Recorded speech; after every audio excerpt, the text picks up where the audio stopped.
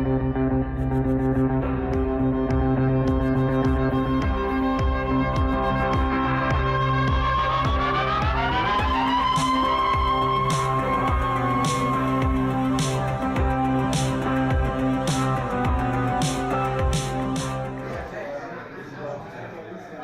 from Bristol in the southwest of England, and my name's Helena, and I'm a theatre director prominently, but this was my first short film, Kim. This came for you. Looks official.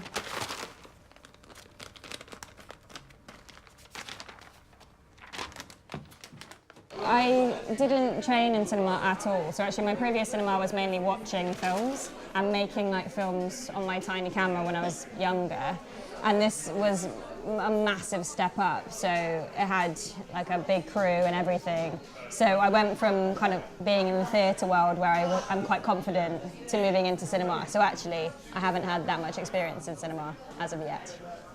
You were the best option at the time, but he's 14.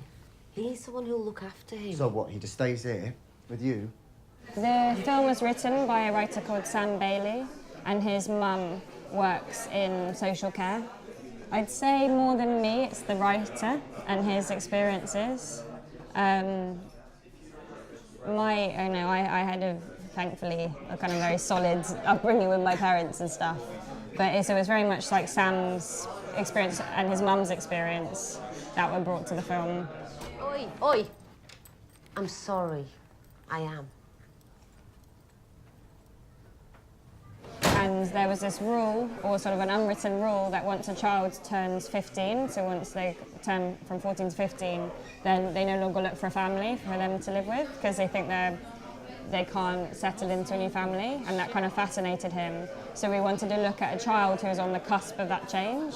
So it was his last chance to have a family or live in the care system for his whole childhood.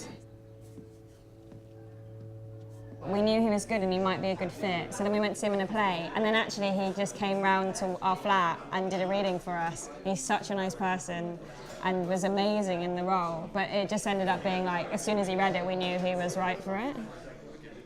But yeah, so we sort of sought him out. We wooed him. The film's budget was £15,000. Yeah, and we crowdfunded half of it, and then when we went into post-production, so we could shoot it, and then when we went into post-production, we just had to keep kind of fundraising through our own means, because I don't have a film to my name. It was quite hard to get funding, so they were kind of like, you need to get a film and then you can get funding, which is really hard. So it means it's quite hard to break into it, but luckily we had lots of people supporting it.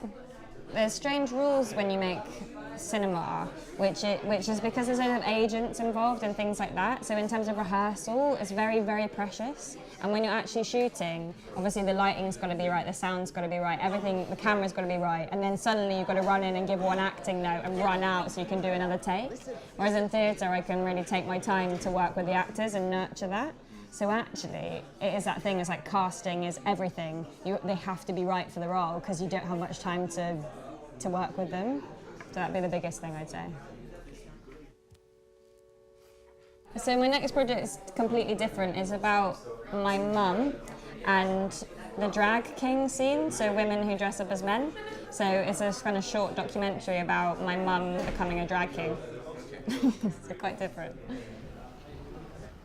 I only arrived today, so there might be many more things that I'm going to like. But first off, it's just an amazing, beautiful city to have a festival in. And because it's quite small, it's really personal, which is really lovely, because a lot of festivals are getting bigger and bigger, so you don't get that personal touch. So it's like having a holiday and networking, and that's quite nice as well, because there'll be future collaborators.